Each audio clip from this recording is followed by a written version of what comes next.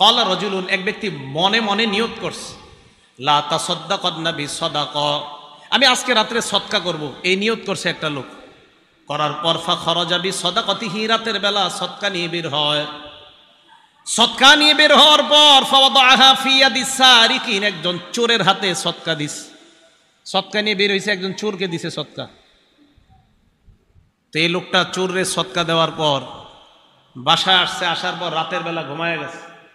ঘুমায় যাওয়ার পর ফাসবাহু ইয়াতাহাদ্দাসুনা তুসাদ্দিকাল লাইলাতা আলা সারিক, জনগণ সকালবেলা বলা বলি করতে লাগলো রাতের বেলা একজন চোরকে সদকা করা হয়েছে। ওই লোকটা যখন এই কথা শুনলো, শোনার পর ওই লোকটা বলল, আল্লাহুম্মা লাকাল হামদু আলা সারিক, আল্লাহরে বললেন, আল্লাহ তোমার প্রশংসা, আমি একজন চোরকে সদকা করলাম, আমার তো জানা নাই। আমি নিয়ত করলাম লা আতাসাদ্দাকান্না বিসাদাকা, আজকে রাত্রে আমি আবার সদকা করব। রাতের বেলা সদকা নিয়ে বের হয়। ফাওয়াদাহা ফি ইয়াদি জানিয়া, দ্বিতীয় রাতে একজন ব্যভিচারিণী নারীর হাতে সদকা দিস। প্রথম দিন চোর, দ্বিতীয় দিন একজন ব্যভিচারিণী নারী, যে টাকার বিনিময়ে নিজের পবিত্র সতীত্ব বিক্রি করে বেড়ায়, এমন একজন নারীকে দ্বিতীয় দিন সদকা করছে। রাতের বেলা লোকটা ঘুমায়, সকালবেলা জনগণ বলা বলি করতে লাগলো, তুসাদ্দিকাল লাইলাতা আলা জানিয়া, রাতের বেলা একজন ব্যভিচারিণী নারীর হাতে সদকা করা হয়েছে। ওই লোকটা এবার আল্লাহর দিকে তাকায় বললেন, আল্লাহুম্মা লাকাল হামদু আলা জানিয়া, মাবুদ তোমার প্রশংসা, আমার তো জানা নাই, আমি একজন ব্যভিচারিণী নারীকে সদকা করলাম। লা আতাসাদ্দাকান্না বিসাদাকা, আমি আবার নিয়ত করলাম আজকে রাতে আমি আবার সদকা করব। রাতের বেলা লোকটা সদকা নিয়ে বের হয়। রাতের বেলা সদকা নিয়ে বের হওয়ার পর ফাওয়াদাহা ফি ইয়াদি গনিহিন, 3 নাম্বার দিন একজন ধনী মানুষের হাতে সদকা দিস। এক ধনী মানুষ রাতের বেলার টাকার টেনশনে রাস্তায় হাঁটতেছে, এত টাকা পয়সা, রাতে টেনশনে ঘুম হয় না। এই ব্যক্তি কি করছে, রাতের বেলা রাস্তায় একজন লোকরে দেখছে, ওই বেটার হাতে সদকা দিয়ে দিস। ধনী মানুষও চিন্তা করতেছে ঘটনা কি, আমারে কি দিল, এ বুঝতেছে না, এ কিন্তু সদকা দিয়ে গেছে, মনে করছে ভিক্ষুক টিকুক রাত্রে হাঁটতেছে, দিয়ে দিস। রাতের বেলা ঘুমায় গেছে।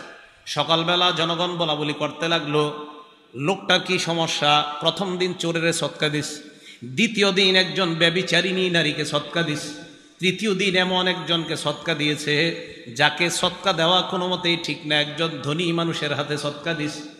এবার এই লোকটা আল্লাহর দিকে তাকায় বলে, আল্লাহুম্মা লাকাল হামদু আলা গানিয়িন, আল্লাহর কাছে বললেন, আল্লাহ আজকেও আমি জানতাম না আমি কাকে সদকা করলাম। প্রথম দিন একজন চোরকে দিলাম, দ্বিতীয় দিন একজন ব্যভিচারিণী নারীকে দিলাম, তৃতীয় দিন একজন ধনী মানুষকে দিলাম। আজকে আমার সদকা করার মতো অর্থ নাই, থাকলে আমি আবার আজকে সদকা নিয়ে বের হতাম।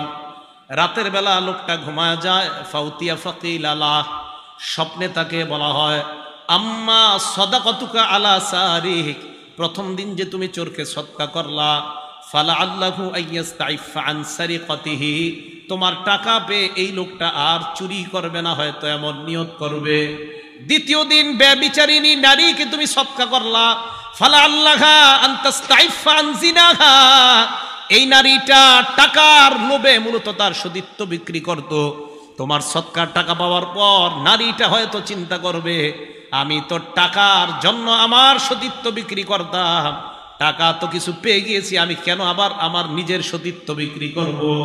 3 নাম্বার দিন ধনীকে সদকা দিলা, ফলে আল্লাহু আইয়া আতাবিরা, ধনী মানুষটা হয়তো উপদেশ গ্রহণ করবে, আহারে কতদিন যাকাত দিলাম না, সদকা করলাম না, আজকে একজন মানুষ গরিব ভাইবা আমাকেই সদকা দিয়ে গেছে, উপদেশ গ্রহণ করে এখন থেকে সে তার সদকা দিবে।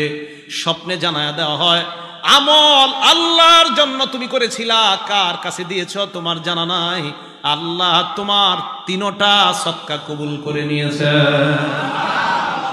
তাহলে আমাদের ইবাদত কার জন্য হতে হবে? আল্লাহর জন্য পরিশুদ্ধ হতে হবে, তাহলে আল্লাহ কবুল করে নেবেন। আচ্ছা, বুখারী শরীফের আরেকটা হাদিস শোনায় আপনাদেরকে, এটা মজার হাদিস। হাদিস নাম্বার 1422, মানে আগেরটা ছিল 1421, এটা 1422। এই হাদিসের ঘটনাটা বাপ ছেলে দাদা, ছেলে বাবা দাদা, ছেলে বাবা দাদা, বাকি হাদিসের পুরো ঘটনাটা হবে বাপেরে আর ছেলেরে কেন্দ্র করে, বাকি দাদার নামটাও আসবে। দেখেন কি কয়, ছেলের নাম মান, মিম আইন নুন, মান, মান কি নাম? মান। বাপের নাম ইয়াজিদ, বাপের নাম ইয়াজিদ, দাদার নাম আখনাস। এই মান ইবনে ইয়াজিদ বলেন, বায়াতু রাসূলুল্লাহি সাল্লাল্লাহু আলাইহি ওয়াসাল্লাম আবি ওয়া জাদ্দি, আমি আল্লাহ নবীর হাতে বায়াত হলাম, আমার বাবা বায়াত হলেন, আমার দাদাও বায়াত হলেন। বায়াত হওয়ার পর ফাখতাবা আলাইয়া, আল্লাহ নবী এক বেটারে বললেন, তোমার মেয়েটা এই ছেলেটার কাছে বিয়ে দাও। নবী নিজেই বিয়ের প্রস্তাব দিয়ে একটা মেয়েকে আমার সাথে ফানকাহানি বিয়ের ব্যবস্থা করে দেয়। তো বিয়ে হওয়ার পর আমার আব্বা ধনী মানুষ, আমি গরিব মানুষ, বাপে ধনী ছেলে গরিব, আলাদা হয়ে গেছে আর কি, ছেলে গরিব বাপে ধনী। তো বাপে কি করছে, ওনার আব্বার নাম কি ইয়াজিদ, কানা আবি ইয়াজিদ আখরাজা দানারি ইয়াতাসাদ্দাকু বিহা, বাবা স্বর্ণ মুদ্রা নিয়ে বের হইছে সদকা করার জন্য গরিব মানুষরে। ফাওয়াদাহা ইনদা রাজুলিন ফিল মসজিদ, মসজিদে গেছে, যাওয়ার পর এক ব্যক্তির হাতে দিয়ে বলল, তুমি এক কাজ করবা, এই সদকাগুলা যাদেরকে যাদেরকে দেওয়া যায় তাদেরকে দিয়ে দিবা। স্বর্ণ মুদ্রা দিয়ে গেছে। ছেলে বলেন ফাজিতুহু, আমি ওই ব্যক্তির কাছে গেলাম। কার কাছে? আব্বা যার কাছে স্বর্ণ দিয়েছে, আমি গরিব মানুষ। আমি যাওয়ার পর বললাম, আমারে দেন। কার সৎকা? মূলত সৎকাটা কার? বাপের। বাপে দিয়েছে একজনে, আমারে দেন, নফল সৎকা। তুমি ওনারে দিছে, ছেলেরে দিছে। দেওয়ার পর ফাতাইতুহু বিহা, আব্বার কাছে আসছি স্বর্ণ নিয়ে। আমার আব্বা স্বর্ণ দেখে কয়, কি ব্যাপার, এই স্বর্ণ তোমার কাছে কেন? আব্বা আপনারা দিতে বলছেন। আর তুমি কেন? ওয়াল্লাহি মা ইয়াকা আরাদতু, আমি তো তোমাকে দেওয়ার নিয়ত করি নাই। আব্বা আমি তো গরিব মানুষ, সমস্যা কি? নফল সৎকা, আমি তো। জাকাত কিন্তু দেওয়া যাবে না, জাকাত ছেলে বাবাকে, বাবা ছেলেকে দেওয়া যায় নাই, এটা কিন্তু নফল সৎকা, মাথায় রাখবেন। আব্বা একটু নবীজির কাছে যাই, চলেন দুজন। চলো। নবীজির কাছে গেছে। কথা বুঝে আসছে তো আপনাদের? নবীজির কাছে যাওয়ার পর ফাখাসামতু ইলা রাসূলিল্লাহ, আমি নবীজিরে বললাম, হুজুর এমন এমন ঘটনা। আল্লাহ নবী কয়, ইয়াজিদ লাকামা নাওয়াইতা, তুমি সৎকার নিয়ত করেছো? কয় হ্যাঁ। কয় তুমি নিয়ত অনুযায়ী সব পেয়ে গেছো। ছেলেকে ডাক দিয়ে বললেন, ওয়ালাকামা আখস্তা, তোমার বাবার সৎকা করা স্বর্ণগুলা তুমি নিয়েছো? কয় হ্যাঁ। কয় যাও, ওইগুলা তোমার। তাহলে নিয়ত করছে, সৎকা কবুল হয়ে গেছে। আর ওইদিকে ছেলে নিছে। আল্লাহ নবী কয়, বাপের কাজ বাপে করছে, তোমারটা তুমি করছো। তুমি গরিব মানুষ হিসাবে অন্তে সৎকা আনছো, তোমার বাবা ওই লোকের দিছে গরিব মানুষকে সৎকা করতে, তোমার বাবা নিয়ত অনুযায়ী সব পেয়ে গেছে, আর তুমিও গরিব মানুষ হিসাবে যেগুলা গ্রহণ করছো এটার মালিক তুমি হয়ে গেছো। তাহলে এবাদত শুদ্ধ হবে যদি এই এবাদতটা একমাত্র কারে সন্তুষ্ট করার নিয়ত থাকে, আল্লাহ। না হয় কিন্তু এবাদত কবুল হবে না। আচ্ছা, আরেকটা হাদিস শুনে আপনাদেরকে, মজার হাদিস, বুখারী শরীফের 2272 নাম্বার হাদিস, 2272। এই হাদিস আপনারা অনেক সময় শুনছেন হয়তো, আজকে একটু শোনেন। ইনতালাকা সালাসাতু রাহতিম মিম্মান কানা ক্বাবলাকুম, আল্লাহ নবীর সাহা, আল্লাহ নবী বলেন অতীত জামানার 3 ব্যক্তির ঘটনা আমাদেরকে শোনায়। নবীজি বলেন, অতীত জামানায় 3 ব্যক্তি রাতের বেলা বের হয়, বের হওয়ার পর হাঁটতে হাঁটতে রাত গভীর হয়ে গেছে। তারা 3 জন চিন্তা করলো, কি করা যায়, এত রাত বাসায় যাওয়া সম্ভব না, কোথাও আমরা রাতটা কাটানোর পর সকালবেলা আমরা বাসায় দিয়ে রওনা করব। যে নিয়ত, ফাআউল মাবিতা ইলা গারিন ফাদাখালুহু, একটা গুহার মধ্যে তারা ঢুকছে রাত কাটানোর জন্য। গুহায় ঢুকার পর তাদের নিয়ত, আজকে গুহার মধ্যে রাতের ঘুমায় আমরা কাটায়া দিব, সকালবেলা আবার বাসায় রওনা করব। গুহায় ঢুকছে। ফানহাদারাত সখরাতুম মিনাল জাবাল, পাহাড় থেকে একটা পাথর আসছে, আসার পর ওই গুহার মুখে আইসা পড়ছে। ফাসাদ্দাত আলাইহিমুল গার, পুরা গুহার মুখটা পাথর বন্ধ করে দিস। পুরা গুহার মুখে পাথর। বেশি সময় স্থায়ী হয়ে গেলে মারা যাবে, অক্সিজেন যাবে না, খানা টানা তো কিচ্ছুই নেই, কেউ জানবে না, মারা যাবে। এই 3 জনে চিন্তা করতেছে, ইন্না লিল্লাহ, এখন কি হবে। ফাকালু, 3 জন পরামর্শে বসছে। এটা মন দিয়ে শুনেন, আপনাদের সারা জীবনের জন্য, নিজেরা হয়তো শুনছেন কিন্তু আজকে এটা আমলের, প্রত্যেক দিনই আমলটা করতে পারেন। তারা 3 জন যে কথাটা বলছে, এটা আমার আর আপনারও কথা হবে আজকে থেকে। 3 জনে বলতেছে, লা ইউনজিকুম মিন হাদিহিস সখরা ইল্লা আন তাদউল্লাহা বিসালিহি আমালিকুম, এই পাথর নামক বিপদ থেকে কোনো জিনিস আমাদেরকে উদ্ধার করতে পারবে না, একমাত্র আমাদের জীবনের খাঁটি কোনো আমল দিয়ে যদি আল্লাহর কাছে দোয়া করতে পারি, ওই দোয়ার বদৌলতে আশা করা যায় এই পাথর আল্লাহ সরায়া দিবেন। তাহলে আপনারা জীবনে ভালো কিছু কাজ করছেন, আসি নিশ্চিত, তো মাঝে মাঝে আল্লাহরে বলবেন, আল্লাহ ওই দিন ওই কাজটা আমি তোমারে খুশি করার জন্য যদি কইরা থাকি, তো মাবুদ আমার এই আশাটা তুমি পুরা করো, এইভাবে বলা। তো 3 জন পরামর্শ করার পর কয়, ঠিক আছে, আগে কে দোয়া করবে? তো তা একজন আগে দোয়া করবে, উনি বলতে লাগলেন আল্লাহকে, আল্লাহুম্মা কানালি আবাওয়ানে শাইখানি কাবীরান, আল্লাহ আমার দুইজন মা বাবা ছিল। মা বাবা দুইজন আছে কার কার? হাত তোলেন তো। দুইজনই আছে কার কার? হাত নামান। একজন আছে কার? মা অথবা বাবা? হ্যাঁ, একজন। হ্যাঁ, আচ্ছা, আমরা তো একটু কপাল খারাপ যারা আমাদের একজন, আর যাদের দুইজন আছে আপনাদের কপাল অনেক ভালো, এখনো ভাগ্য অনেক ভালো। হ্যাঁ, এই জন্য ওনারা থাকতেই জান্নাত কামাই করেন, ওনারা থাকতেই জান্নাত কামাই করে নেন। চলে গেলে কিন্তু আর পাবেন না সুযোগ, একদম বুঝে আসবে, বিশ্বাস করেন। থাকতে বুঝে আসবে না, চলে গেলে বুঝে আসবে, সত্যি কথা। রাসূল আকরাম সাল্লাল্লাহু আলাইহি সাল্লাম বলেন, ওই ব্যক্তি বলতে লাগলেন, আল্লাহুম্মা কানালি আবাওয়ানে শাইখানে কাবীরান, মাবুদ আমার মা বাবা বৃদ্ধ বৃদ্ধা। 3 ভাই ঢাকা শহরে থাকে, 3 ভাইয়ের মধ্যে 1 ভাইয়ের কাছে মা বাবা থাকে, বাকি 2 জনের কাছে থাকে না। ওই 2 জনের বিবি আর ওই 2 জন চিন্তা করে বাঁচাইছে আল্লাহ, আব্বা আম্মাটারে ওইটার সাথে দিয়ে দিস, আমগো 2 জনরে আল্লাহ বাঁচাইছে। না না, আপনাদের 2 জনকে আল্লাহ ঠকাইছে, বাঁচায় নাই। আপনাদের এই মানসিকতা যে আমগো 2 জনের সাথে আব্বা আম্মা নাই, ওটার সাথে আছে কামরাঙ্গিচর বাসা ভাড়া নিয়ে থাকে, ওইটা আমরা 2 জন লালবাগ আছি, আল্লাহ বাঁচাইছে রে, আব্বা আম্মা ওখানে আছে, ওষুধপাতি যা আছে ওর কাঁধে দিস, ওর কাঁধে দেন নাই, ওরে আপনারা জান্নাতে যাওয়া সহজ করে দিয়েছেন। আপনারা জিতে যান নাই, হেরে গেছেন, সত্যি কথা। তো বলতেছে আল্লাহ আমার আব্বা আম্মা 2 জন আছে।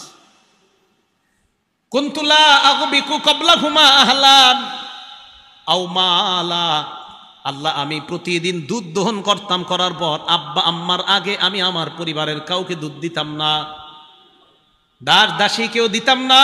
বাসায় আনার পর আগে আব্বা আম্মারে খাওয়াইতাম, এরপর অন্যদেরকে দিতাম। এই কথা বলার পর আল্লাহকে বলতে লাগলেন, ফানা আবি ফি তলাবি শাইইন ইয়াওমা, একদিন আমি একটা প্রয়োজনে অনেক দূরে চলে যাই, যাওয়ার পর ফালাম উরিহ আলাইহিমা হাত্তা নামা, আসতে আসতে দেরি হয়ে যায়, রাতের বেলা এসে দেখি আব্বা আম্মা ঘুমায় গেছে। আমি দুধ দহন করলাম, হালাবতুলাহুমা গবুকহুমা, মা বাবার জন্য দুধ দহন করার পর তাদের কাছে আসলাম, ওয়াজাতুহুমা নাইমাইন, আসার পর দেখলাম তারা ঘুমায়। কারিহতু আন আগবিকা ক্বাবলাহুমা আহলান আও মালা, আমি আমার আব্বা আম্মার পূর্বে পরিবারের কাউকে দুধ দেওয়াটা অপছন্দ করলাম। আমি চিন্তা করলাম কি করা যায়। ফালাবিস্তু ওয়াল কদাহু আলা ইয়াদাইয়া আনতাজিরু ইস্তিকাজিহিমা, আমি সারা রাত মা বাবার সামনে দাঁড়ায় রইলাম, জাগ্রত হওয়ার অপেক্ষায়। দুধের পেয়ালা আমার হাতের মধ্যে রাখলাম, 2 হাতের মধ্যে পেয়ালা নিয়ে আমি দাঁড়িয়ে রইলাম। হাত্তা বারাকাল ফাজরু, ফজরের সময় যখন হয়ে যায়, আব্বা আম্মা জাগ্রত হওয়ার পর সারিবা গবু কহুমা, আমার আব্বা আম্মা আমার থেকে দুধ নিয়ে দুধ পান করেছে। মাবুদ সারা রাত মা বাবার জন্য দাঁড়ায় ছিলাম। ইন কুনতু ফাআলতু যালিকা ইবতিগা ওয়াজহিক, আমি যদি এই কর্মটা তোমাকে খুশি করার জন্য করে থাকি আল্লাহ, ফাফাররিজ আন্না মিন হাদিহি সখরাতি মা নাহনু ফি, আমাদের এই গুহার মুখ থেকে তুমি পাথর সরায়া দাও। আল্লাহ নবী বলেন, এই দোয়া করার সাথে সাথে 3 জন গুহার মুখের দিকে তাকায়, তাকায় দেখে আস্তে আস্তে গুহার মুখ থেকে পাথরটা সরে যায়। নবীজি বলেন হালকা সরছে, লা ইস্তাতিউনাল খুরুজ, বের হতে পারে না, এতটুকু সরছে মানে ফাঁকা হয়েছে, একটু বাতাস টাতাস আসে, কিন্তু বের হতে পারবে না। এবার 2য় জন দোয়া করতে লাগলেন, উনি বলতে লাগলেন, আল্লাহুম্মা কানাতলি বিনতু আম, আল্লাহ আমার একটা চাচাতো বোন ছিল, কানাত আহাব্বান নাসি ইলাইয়া, এই বোনটা অনেক সুন্দরী ছিল, আমার কাছে খুব প্রিয় ছিল। তো ফারাদতুহা আন নাফসিহা, আমি তার সাথে অপকর্ম করতে চাইলাম। নাউজুবিল্লাহ বলেন, আবার বলেন নাউজুবিল্লাহ। আমার একটা চাচাতো বোন ছিল এরকম। তো বলতেছে ফামতানাত মিন্নি, আমি আমার বোনটাকে বললাম তুমি আমার সাথে, অনেক ছোট ছোট বাচ্চারা আছে আপনারা বুঝে নেন। তো যাই হোক, এই প্রস্তাব দেওয়ার পর তখন আমার বোনটা রাজি হলো না। হাত্তা আলাম্মাত বিহা সানাতুম মিনাস সিনিনা, একবার কি হলো, 1 বছর দেশে দুর্ভিক্ষ লাগলো। এই দুর্ভিক্ষের কারণে আমার বোনের উপরে গজব লাগছে, মানে অভাব অনটন দেখা দিছে, টাকা পয়সার অভাব লাগছে। ফাজাআতনি, আমার কাছে আসছে, আয়েশা কয় আমার কিছু টাকা পয়সা দিয়ে সাহায্য করো। ফাআতাইতুহা 20 ওয়া 100 দিনার, আমি তাকে 120 দিনার স্বর্ণ মুদ্রা দিলাম। আলা আন তুখাল্লিয়া বাইনি ওয়া বাইনা নাফসিহা, এই শর্তে আমার সাথে ওই কর্মটা করতে রাজি হতে হবে। বলেন নাউজুবিল্লাহ। ফাফালাত, সে রাজি হয়ে গেছে। রাজি হওয়ার পর হাত্তা ইযা কাদারতু আলাইহা, আমি যখন পরিপূর্ণ সুযোগ গ্রহণ করলাম, করার পর আমি যখন তার সাথে এই অন্যায় কর্মটা করব, বোনটা আমার দিকে তাকায় কয় লা উহিল্লু লাকা হাত্তা তাফুদ্দাল খাতামা ইল্লা বিহাক্কি, আমার মোহর ভাঙ্গার অনুমতি আমি তোমাকে দিতে পারি না, তোমার জন্য বৈধ মনে করি না। তুমি চাইলেই অপকর্মটা করতে পারো, তবে আমার মোহর আছে একটা, ওই মোহর আনা দিয়ে কোনো পুরুষ এখনো আমাকে বৈধ করে নাই, তুমিও বৈধ করো নাই। তুমি যদি মোহর আনা পরিশোধ করে বৈধ করতে পারো, তাহলে এটা হবে বৈধতার শুরুত। অবৈধভাবে আমি তোমার জন্য এই কর্মটা অন্যায় মনে করতেছি। ওই ব্যক্তি বলেন ফাতাহাররাজতু মিনাল বুকুই আলাইহা, আমার বোন এটা বলার পর আমার মাঝে তোমার ভয় সৃষ্টি হয়ে যায়। আমি এই অন্যায় কর্মটা করা, তার সাথে করাটা গুনাহ মনে করলাম। ফানসরাফতু আনহা, সেখান থেকে আমি ফিরে গেলাম। ওয়া তারাকতুল্লাযী, আমি যে স্বর্ণ আমার বোনকে দিয়েছিলাম এটাও বললাম অপকর্মের তো প্রশ্ন আসে না, 120 দিনার স্বর্ণ তোমাকে দিয়েছিলাম, এটাও আমাকে ফেরত দিতে হবে না। আল্লাহ, আমি যদি তোমাকে খুশি করার জন্য সেদিন এই অন্যায় কর্ম থেকে ফিরে আসি আর এই টাকাগুলা মাফ করে দিছি, মাবুদ যদি তোমাকে খুশি করার জন্য হয়ে থাকে, আমাদের এই গুহার মুখ থেকে তুমি পাথর সরায়া দাও। নবীজি বলেন তারা তাকায় দেখে আস্তে আস্তে পাথরটা আর একটু সরে যায়, গায়রা আন্নাহুম লা ইস্তাতিউনাল খুরুজ, তবে বের হওয়ার মতো এখনো সরে না। সরস বাকি আছে কয়জন? এই একজন কয় আল্লাহুম্মা ইন্নী ইস্তাজারতু উজারা, আল্লাহ আমি শ্রমিক নিয়োগ দিয়েছিলাম কাজে, ফাআতাইতু আজরাহুম, শ্রমিকদেরকে তাদের পারিশ্রমিক দিয়ে দিয়েছি, গায়রা রাজুলিন ওয়াহিদ, একজন ছাড়া। এক ব্যক্তি তার পারিশ্রমিক না গিয়ে চলে গেছে, হাদিসে আসছে ওয়াতারাকাল্লাযী লাহু ওয়া যাহাবা, তার পারিশ্রমিক না নিয়ে সে চলে গেছে। আমি চিন্তা করলাম কি করা যায়, ফাসাম্মারতু আজরা, আমি তার পারিশ্রমিকটা ব্যবসা খাটাইলাম। সুবহানাল্লাহ। এই যুগের গার্মেন্টস মালিকরা এটা করবে? আল্লাহ জানে, হয়তো করবে, আছে ভালো মালিক থাকতেও পারে। আমি তার টাকাটা ব্যবসা খাটাইলাম, খাটানোর পর ফাকাসুরাত মিনহুল আমওয়াল, প্রচুর সম্পদ হয়েছে এই টাকায়। ফাজাআনি বাদা হিনিন, কিছুদিন পর আমার কাছে আসছে, আসার পর কয় আদ্দি ইলাইয়া আজরি, আমার পারিশ্রমিক দাও। আমি তাকে মাঠের কাছে নিয়ে গেলাম, নিয়ে যাওয়ার পর মাঠের দিকে তাকে বললাম তুমি মাঠের দিকে তাকাও, তো মাঠে তাকাইছে। তাকানোর পর দেখে ওট, গরু, ছাগল, বেড়া, বকরি, দুম্বা, অনেক কিছু দেখা যায়। আর ওই জামানায় দাস দাসী এগুলাও দেখা যায়। ওই ব্যক্তি কয় আমাকে এইখানে কেন আনলা? শ্রমিককে মালিক জবাব দেয় কুল্লু শাইইম মা তারা মিনাল ইবলি ওয়াল বাকরি ওয়াল গনামি ওয়ার রাকিক, এই যে গরু, ছাগল, ওট আর দাস দাসী যা দেখো সব তোমার। সুবহানাল্লাহ। এখন কথাটা শোনেন, হাদিসের কথা। ওই লোক কয় কি আতাস্তাহজিউ বি, আপনি কি আমার সাথে উপহাস করেন, ঠাট্টা করেন নাকি? ওই লোক জবাব দেয় ওয়াল্লাহি লা আস্তাহজিউ বিকা, আল্লাহর কসম আমি ঠাট্টা করছি না, সব তোমার। সেদিন তোমাকে খুশি করার জন্য যদি করে থাকি, লোকটাকে সব আমি দিয়ে দিলাম। এই লোকটাও সব রেখে একটা কিছু রাখে নাই, সব নিয়ে গেছে। আমি যদি এই আমলটা তোমার জন্য করে থাকি, তুমি পাথরের এই পাহাড়ের মুখ থেকে পাথর সরায়া দাও। নবীজি বলেন তারা তাকায় দেখে পাহাড়ের ওই গুহার মুখ থেকে পাথর পরিপূর্ণভাবে সরে যায়। খরজু ইয়ামশুনা, বের হয়ে তারা হাঁটতে লাগলেন। এই হাদিস থেকে বোঝা যায় আমল যদি আল্লাহর জন্য করা হয়, আর ওইটাতেও যদি আল্লাহরে অভিমান, মাঝে মাঝে আপনি চিন্তা করেন যে ওইটারে যদি ইয়া করে দোয়া করা যায়, আল্লাহ আমি না ওইটা করছি আপনারে খুশি করার জন্য, মাবুদ গো আপনি কবুল করে নেন, তো এইভাবে যদি আল্লাহকে বলা যায়, আর এটা আসলে যদি আল্লাহর জন্য হয়, আল্লাহ দোয়া কবুল করে নেয়। কথা কি বুঝে আসছে সবার? আরেকটা হাদিস শোনাই, তিরমিজি শরীফের 2325 নাম্বার হাদিস, 2325 নাম্বার হাদিস। এই হাদিসটা মুখস্থ করতে হবে সবার। কি করতে হবে? বলে না কি করতে হবে? আরে হ্যাঁ, নবীজি মুখস্থ করাইছে সাহাবাদেরকে, তো আমি তো আপনাদেরকে মুখস্থ করাইতে হবে, নাহলে তো হবে না। এই হাদিস সাহাবাদেরকে নবীজি মুখস্থ করাইছে, তা আপনাদেরকে মুখস্থ না করাইলে তো হবে না। কি তৈরি আছেন তো? বাকি আশার বাণী হলো আপনাদের আরবিটা মুখস্থ করতে হবে না, বাংলাটা করলেই চলবে। ঠিক আছে তো? আরবিটা ওলামায়ে কেরাম ওনারা পারে, কিন্তু আপনারা যারা সাধারণ, আরবিটা দরকার নেই, আপনারা বাংলাটা। এখন আগে শুনেন হাদিসটা। নবীজি বলেন সালাসাতুন উকসিমু আলাইহিন্না, 3 ব্যক্তির ব্যাপারে তোমাদেরকে আমি শপথ করব। কয় ব্যক্তি? হ্যাঁ, এটা মুখস্থ করা লাগবে না, এটা তারপরে শুনেন খালি। এরপরে নবীজি বলে এই 3 ব্যক্তির কথা বলার পর আমি তোমাদেরকে একটা হাদিস বলবো, এই হাদিসটা সবাই মুখস্থ করবা। এখন আমিও আপনাদের সামনে 3 ব্যক্তির কথা প্রথমে বলবো, এরপর একটা হাদিস বলবো। এই হাদিস সবাই মুখস্থ করতে হবে, ঠিক আছে তো ইনশাআল্লাহ? নবীজি বলেন, 1 নাম্বার, মা নাকস মালু আব্দিম মিন সাদাকা, সদকা করলে সম্পদ কমে না। সুবহানাল্লাহ। আল্লাহ নবী কয়, আল্লাহর কসম, সদকা করলে সম্পদ কমে না। 2 নাম্বার নবী বলেন, মা যুলিমা আব্দুন মাজলিমাতান ফাসবারা আলাইহা ইল্লা যাদাহুল্লাহু ইজ্জা, আল্লাহর কসম, কোন বান্দাকে যখন অত্যাচার করা হয়, জুলুম করা হয়, তার মর্যাদা আল্লাহ দিন দিন বৃদ্ধি করা হয়। এই হাদিসটা পড়ার পর আমাদের অনেক মুহতারামদেরকে নিয়ে আমি স্বপ্ন দেখতেছি, আমাদের অনেক শ্রদ্ধেয় ব্যক্তিত্বদেরকে নিয়ে স্বপ্ন দেখি, আর ডেলি আল্লাহর কাছে বলি, আল্লাহ, আপনার নবী কসম খায় বলছে, যারে যত বেশি জুলুম করা হবে তার মর্যাদা আপনি তত বাড়ান। আল্লাহ, আল্লাহরে বলি কিছু কথা তখন দিল থেকে, কি বলি কোনো একদিন বলবো, কি বলি। তো 2 নাম্বার, যাকে জুলুম করা হয় সে যদি ধৈর্য ধারণ করে তার মর্যাদা আল্লাহ বাড়ায় দেয়। অপেক্ষা থাকেন, একটু ধৈর্য ধরেন সবাই ইনশাআল্লাহ। 3 নাম্বার, ওয়ালা ফাতাহা আব্দুন বাবা মাসআলা, কোন ব্যক্তি যদি ভিক্ষার হাত বাড়ায়, কিসের হাত? ভিক্ষার, মানে ওর মনে করেন 400 মণ 300 মণ ধান পায়, এরকম ভিক্ষুক আমি চিনি, যে ব্যক্তি 100 মণ 200 মণ ধান হয় তার, কিন্তু আপনার ওই একটা অভ্যাস হয়ে গেছে যে ভিক্ষা করুন।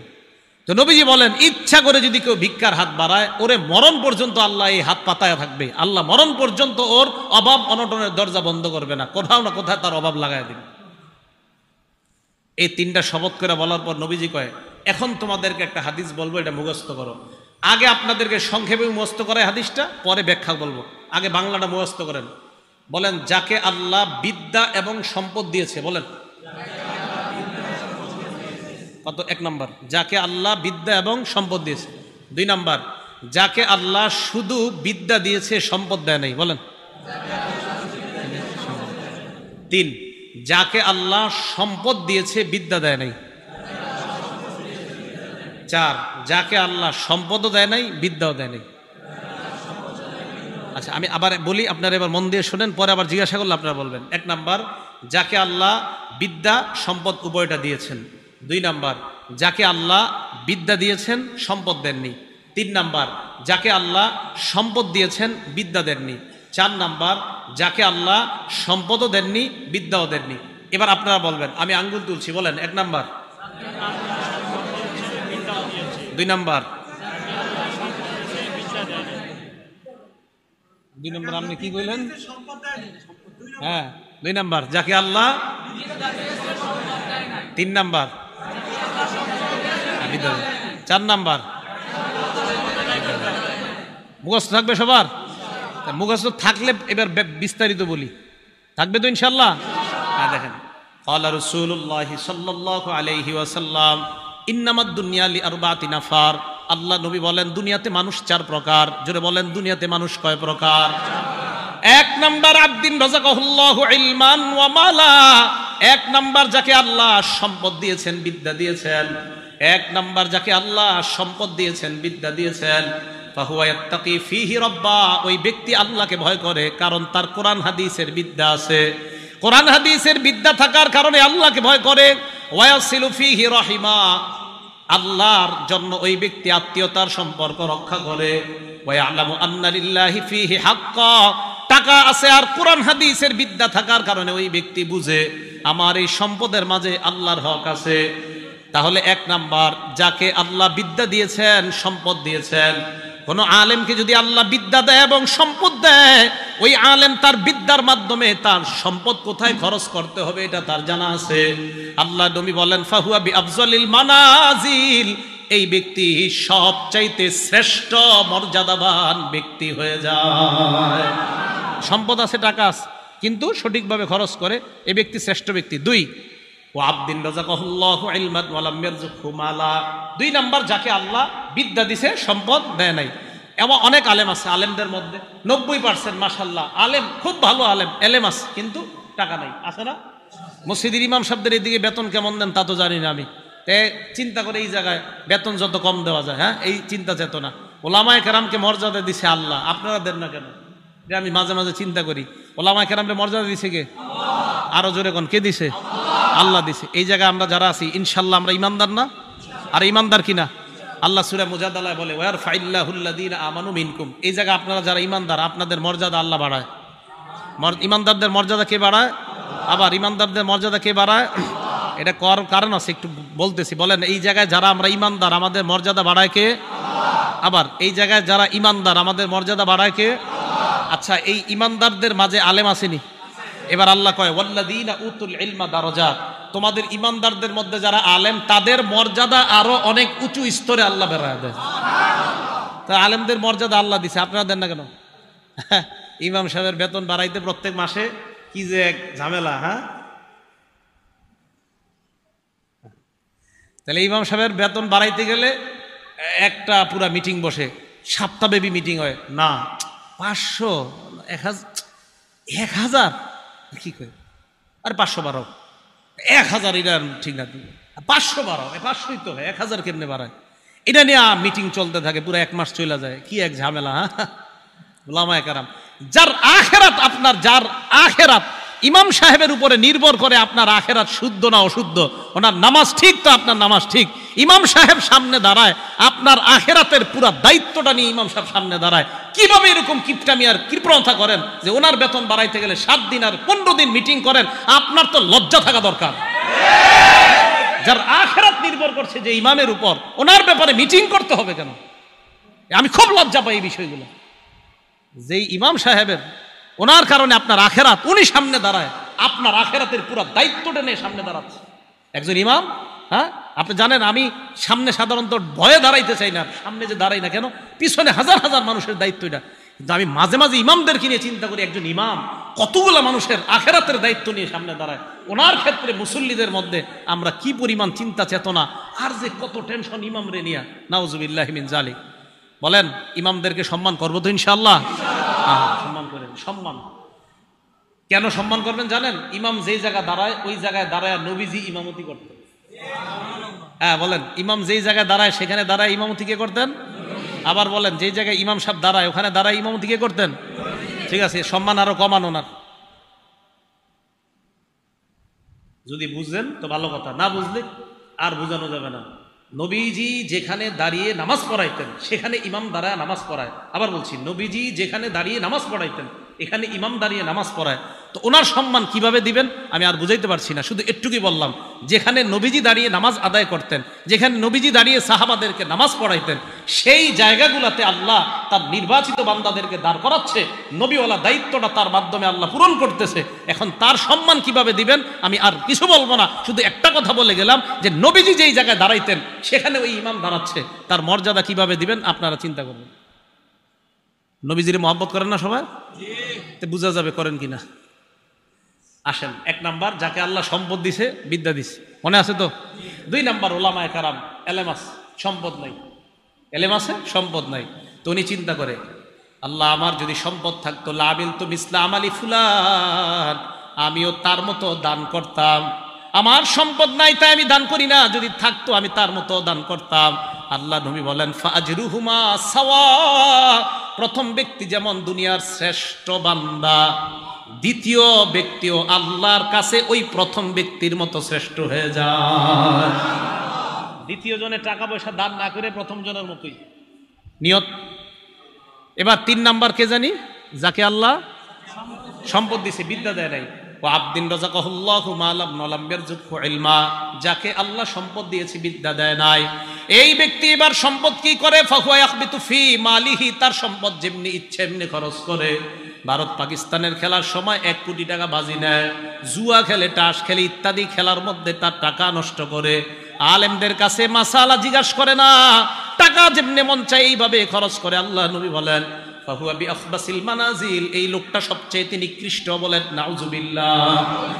4 নাম্বার, যাকে আল্লাহ সম্পদ দেয় নাই, বিদ্যা দেয় নাই, পুরা কপাল, সম্পদ নাই, বিদ্যাও নাই, এই ব্যক্তি নিয়ত করে আমার যদি টাকা থাকতো লামিল তুমিস্তা আমালি ফুলান, ওই ব্যক্তির মতো আমিও 42 ইঞ্চি একটা ডিবি কিনতাম। নিয়ত করে, টাকা নাই কিন্তু নিয়ত করে, আরে আজকে আমার থাকলে বুঝাই দিতাম, আপনি এই শোরুম থেকে টিভিটা নিতেছেন, আমার থাকলে আমিও বুঝাইতাম। এর এইরকম নিয়ত। নবীজি বলেন ফাবিজরুহুমা সাওয়া, শের 2 জনের মাকাম এক। শেষ দুইজনের মাকাম এক, শেষ দুইজন নিকৃষ্ট বান্দা, প্রথম দুইজন উৎকৃষ্ট বান্দা, শেষ দুইজন নিকৃষ্ট বান্দা। সবার মনে থাকবে তো এটা? তাহলে এটা নবী সব সাহাবাদেরকে মুখস্থ করাইছে এই হাদিসটা। এক নাম্বার যাকে বিদ্যা, এলেম, বিদ্যা আর সম্পদ দিছে। দুই নাম্বার যাকে আল্লাহ এলেম দিছে, সম্পদ দেয় নাই। তিন নাম্বার যাকে আল্লাহ সম্পদ দিছে, এলেম দেয় নাই। চার নাম্বার যাকে এলেমও দেয় নাই, সম্পদও দেয় নাই। প্রথম দুইজন শ্রেষ্ঠ, শেষের দুইজন নিকৃষ্ট। আল্লাহ শেষ দুইজন থেকে হেফাজত করেন, প্রথম দুইজনের অন্তর্ভুক্ত হওয়ার তৌফিক দান। মনে থাকবে তো ইনশাআল্লাহ? তাহলে আজকে আমরা হাফেজে কোরআন যারা নতুন করে হেফজ নিল এবং এই মাদ্রাসায় যারা পড়াই, আমাদের এই সমস্ত আমল, কর্ম, ইবাদত একমাত্র খুশি কাকে করার জন্য করব? আল্লাহকে করার জন্য। আল্লাহ পাক রব্বুল আলামিন আমাদের সকলকে ইখলাসের সাথে যে কথাগুলো আমরা শুনলাম। আচ্ছা, এতক্ষণ যে আমি বয়ান করছি এটা নিয়ত সঠিক করে শুনছেননি তো? কি বয়ান করলাম? এত বয়ানে তো করলাম সব আমল করতে হবে নিয়ত সঠিক করে। এতক্ষণ যে ওয়াজ করছি এটা নিয়ত সঠিক ছিল নি? এখন যে বয়ান করলাম নিয়ত সঠিক করে শুনছেন তো? জি, একটু আওয়াজ আস্তে আসতেছে। এতক্ষণ যে বয়ান করলাম নিয়ত যদি এখনো সঠিক না থাকে এখনই সঠিক করে নেন। আল্লাহ পাক রব্বুল আলামিন আমাদের প্রত্যেকটা আমল যেন একমাত্র আল্লাহর জন্য আমরা করতে পারি, আল্লাহ তৌফিক দান করেন। আমিন ওয়া আখিরু দাওয়ানা আলহামদুলিল্লাহি রাব্বিল আলামিন।